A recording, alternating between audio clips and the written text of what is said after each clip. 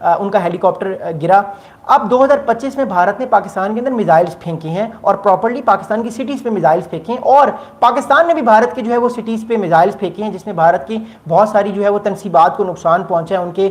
5 से 6 fighter jets गिरे हैं। देखिए, फाइटर जेट गिरना कोई छोटी बात नहीं होती। फाइटर जेट गिरने का मतलब ये है कि अब पाकिस्तान की तरफ से भी एस्केलेशन लेटर बढ़ाने के मौके दिए जा रहे हैं और पाकिस्तान भी अब एस्केलेशन लेटर बढ़ाने के लिए तैयार है। दूसरी इंपॉर्टेंट चीज़ ये कि अब अगर कुछ भारत में होता है या इंडियन गवर्नमेंट कोई फॉल्स फ्लैग ऑपरेशन खुद कराती है इंडिया के अंदर और पाकिस्तान पे इल्ज़ाम देती है, तो अब जो है मेरे ख्याल से भारत की फ़ौजें भी बॉर्डर पे आएंगी और पाकिस्तान की फ़ौजें भी भारत के बॉर्डर पे जो है दोनों फ़ौजें एक दूसरे का आमना सामना करेंगी। ये मैं बात आपको इसलिए कह रहा हूँ क्योंकि जो बीजेपी की गवर्नमेंट है उसकी एक तो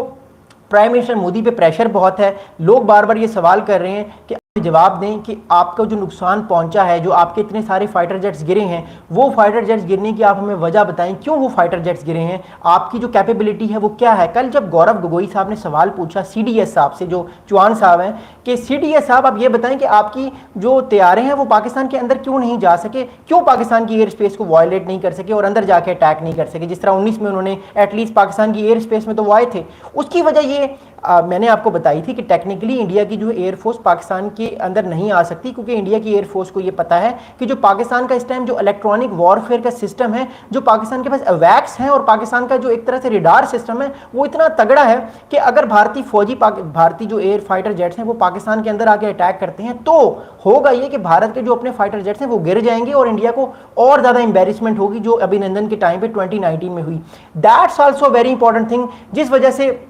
आने वाले दिनों में आप लोगों को और ज़्यादा जो है वो मामलात बिगड़ते हुए नजर आएंगे। मैं फिर कह रहा हूँ, बिहार इलेक्शन से पहले अगले 3 मंथ्स बड़े इंपॉर्टेंट है।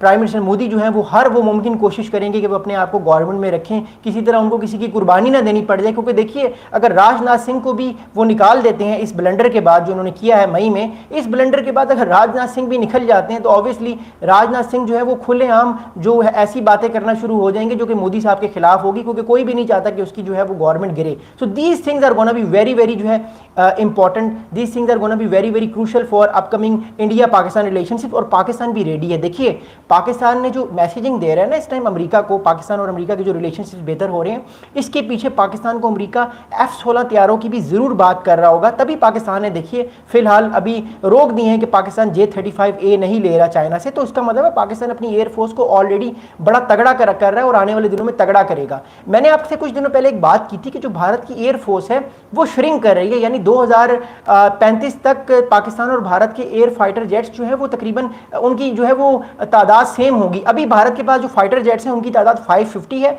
550 है, और पाकिस्तान के पास तकरीबन 440 450 है, तो तकरीबन 100 फाइटर जेट्स भारत के पास पाकिस्तान से ज़्यादा हैं। लेकिन आप ये सवाल पूछेंगे कि आप अली साहब आप क्यों परेशान नहीं हो रहे? मैं इसलिए परेशान नहीं हो रहा क्योंकि पाकिस्तान को जो थ्रेट है वो सिर्फ भारत का है, पाकिस्तान को चाइना का थ्रेट नहीं है। इंडिया को 2 फ्रंट थ्रेट है इस टाइम, पाकिस्तान का भी मसला है इंडिया को और चाइना का भी मसला है। और चाइना के पास जो है तकरीबन 1300 जहाज़ हैं, तो 1300 जहाज़ चाइना के और तकरीबन 450 जहाज़ पाकिस्तान के, तो ये तकरीबन 1700 जहाज़ बनते हैं, जो कि इंडिया की जो एयरफोर्स है उसके मुकाबले में 2 टाइम ज़्यादा है। तो इंडिया की एयरफोर्स जो श्रिंक कर रही है, ये सवाल बार बार पूछे जा रहे हैं। इवन एयरफोर्स के जो है वो जो कैप्टन है या आप कह सकते हैं उनके कर्नल हैं, उन्होंने भी पिछले दिनों एक स्टेटमेंट दिया कि हमें तो हंसी ये बात की उन्होंने कि हमें तो बजट ही पूरा नहीं मिलता और हमें जहाज़ भी बहुत स्लोली रफ्तार से मिलते हैं। कहने का मतलब है कि he was basically hitting the Indian government कि आप जो चीज़ें कर रहे हैं वो आने वाले जो है वो वक्त में चीज़ें कैसे होंगी। अगले आने वाले दिनों में हम देखेंगे कि मामला और किस तरफ जाएंगे। अच्छा, अब मैं आप लोगों को जो है वो इससे पूरे मामले की इंप्लीकेशन बता दूं, क्योंकि जयशंकर साहब का जो ये स्टेटमेंट था ये बेसिकली उन्होंने कल इंडिया की फॉरेन पॉलिसी बताई है। मैं फिर कह रहा हूँ, इंडिया की फॉरेन पॉलिसी आने वाले वक्त में पाकिस्तान को लेकर बहुत एग्रेसिव होगी और पाकिस्तान को अब करना ये होगा कि वो अपने ताल्लुकात चाइना से और बेहतर करे, अपने ताल्लुकात अमेरिका से और बेहतर करे, ताकि आने वाले दिनों में जब पाकिस्तान पे कोई भारत इस तरह का हमला करने की कोशिश करे तो पाकिस्तान ऑलरेडी रेडी हो। और मैं आपको फिर एक चीज़ बता रहा हूँ, चाइना जो है वो इस बार, चाइना ने सिर्फ साइबर अटैक्स किए थे, चाइना अपने और भी बहुत सारी चीज़ें टेस्ट कर सकता है पाकिस्तान जो कॉन्फ्लिक्ट में जो अगला होने वाला है। और मैं कह रहा हूं आपको फिर ये कॉन्फ्लिक्ट अब बड़े करीब होगा, बहुत जल्द कॉन्फ्लिक्ट होगा, क्योंकि प्राइम मिनिस्टर मोदी जो है